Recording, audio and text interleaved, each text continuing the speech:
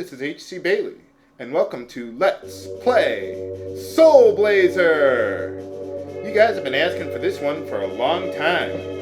Now I feel it's time for something that wasn't made by Square Enix.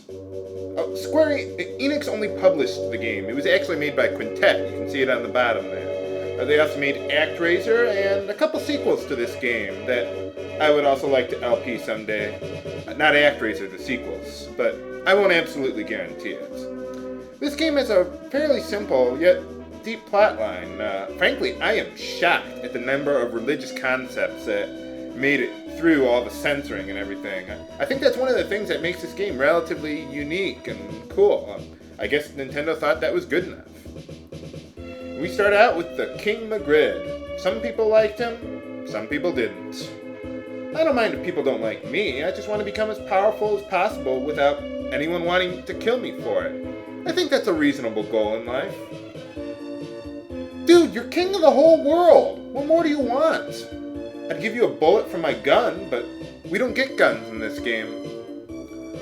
Well, this is just your standard action, adventure, RPG game. Nothing special or superior about it, but it's just good old-fashioned mindless fun. You know, I like that in my games. Well, that doesn't sound like a good idea at all. That's just another example of censoring viewers. Deathtoll. Haha. Technically, I heard his name is really Dark Gaia, like in the other two games in the series. But for all intents and purposes, he's the devil. So, 1 gold each, that's it? Couldn't you make more money by taxing your subjects? Then again, I was 9 years old when this game came out, so I had no concept of taxes. Oh, wait a minute, I played SimCity, of course I did. Duh. And there's another example of censoring viewers. The master is actually called Gaia in the following games, also known as God! You might have heard of him. Now the world has been destroyed, so we have to go down to Earth and revive it. Oh, can't you do that? You're freaking God, man! So, we're just some warrior angel guy, and we have to save the world. Alright, sounds like a plan. Let's get started. So let's select any record you want, doesn't matter, just pick one. And we start in this shrine, temple area, whatever. And we get to name ourselves. Well, I'm going to go with the classic. Blazer, as he's called in the sequel. They have a BS button. I'm sorry, viewers. No pressure! You're the only one left in the world now. So let's open up this chest. You just walk up to it, you don't even have to press a button. And we get the Sword of Life. So, to enter the menu, you press the X button. And then to equip something, you press the B button. That's your action button. So let's click on Weapon and select it. And now we have a weapon. You can do the same thing with armor. And you have to select magic, kind of like I did in Final Fantasy Adventure. You can only select one spell at a time. And I like that. I like that better than like Secret of Mana, for example. And we have a whole, I think 40 items we can get in the game. Not all at once, but... well, there you are. B button, you swing your sword there. So let's take out this monster. Alright, got him. Monsters drop those little gems there. Now these monsters are pretty stupid. They'll walk in the same pattern over and over again, and all I have to do is just kind of stand there and kill them. Now that area there is a monster lair. You see in the lower right? That's how many monster lairs are remaining in the area. Monster lair spawns monsters, and you eventually have to kill all the monsters in order to activate it. You step on it, and you release a soul, or a platform, or something or other throughout the game. Oh, okay, he's another angel. Oh, okay. You see, that's where all the souls that King Magrid sold to Deathtoll went. They're sealed in these monster lairs, so we have to release them. And, oh, even trees. Oh, not just humans, huh? Trees, birds, animals, everything, huh?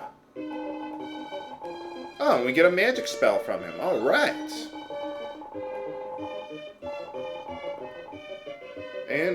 And he's the magician, so he'll be joining us to help us along our journey.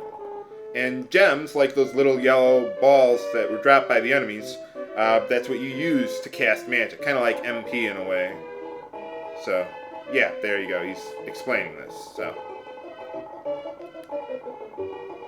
okay, we have to go to the Grass Valley Shrine, wherever that is, and we have the Soul of Magician. So he will let us cast magic. So let's equip that. Flame Ball. Flame on! Oh, now this one's open. These are like little teleporter pads that take you to other parts in the world. So, yeah, I wish I had a machine to call the devil. You know, that way whenever I get a telemarketing call, I can just set him up on a conference call, and then he'll take care of them. That'll teach them to telemarket to me. Oh, we have to go to this underground castle in Grass Valley here. Okay. Alright, well, let's do it. I just want my own devil calling machine.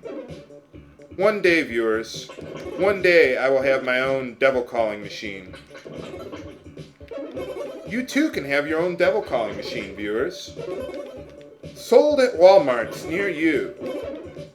And every 20th buyer gets a free Megadeth CD. Don't worry, viewers, the monsters get smarter as the game goes on. At the beginning, they're keeping it rather easy. Eventually, the game will get downright murderous. And yes, I know of cheesy tactics you can use with your swords to make these guys even easier than they already are. I will use them and demonstrate them eventually. Whoa, what's going on? Oh, okay. Well, we've released our first soul to the world. All right. And a building along with her. Well, I guess you gotta have a roof over your head. Let's see what's going on up here. Whoa, watch out for these. Oh, no, these aren't the ones I'm thinking of. There's a variation of those guys later on that are much harder to deal with. Not these guys. These guys are pretty easy. They start out with a little bit of invincibility time when they're released from the monster lair to stop you. There we go. Alright, we get a treasure chest. Let's see what's inside. If I can open it! There we go. Alright, we get a medical herb. Let's equip that. So basically what a medical herb will do is if you ever run out of HP, the medical herb will restore it all for you. See those little blue bars at the top there? That's your HP. I have 8 HP. So there you go. And we also gain levels, you know, kind of like in Final Fantasy Adventure. Let's kill this guy first. Yeah, he'll shoot projectiles at you. That's no good. By the way, if you're hitting an enemy, you're better off hitting them. You see how I'm hitting them now with like the end of my sword there? It's easier to hit enemies that way than to hit them, say, this way. I mean, it works, but hitting them this way is more accurate. Alright, there's a little sapphire up there, or a jewel, sure. We can talk to it? Oh, there's a little angel creature there. A real angel. I guess I haven't earned my wings yet. Oh, well, at least it gives us some experience. And now, most of these jewels in the game can send us back outside of the area, so we don't have to walk all the way out, but let's just stay and keep going. I don't need to talk to that lady yet anyway. We'll go out and talk to people eventually. Whoa! Well, you almost got me there. I don't have that much HP, so I gotta be careful. Hey, you see that guy over there? Ha! Gotcha. The way you use magic, you press the Y button. So, the A button lets you see your status, by the way. So, X goes to the menu, A, status, B uses your sword, Y uses your magic.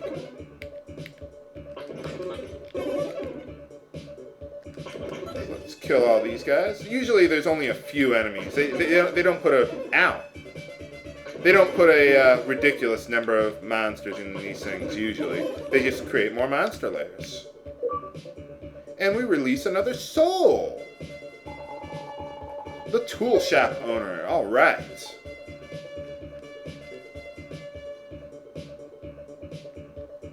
Okay, well this looks like a good place to stop. Next time on Let's Play Soul Blazer, we'll continue through the underground castle and release more souls to save the world. This is H.C. Bailey, signing off. Have a good day.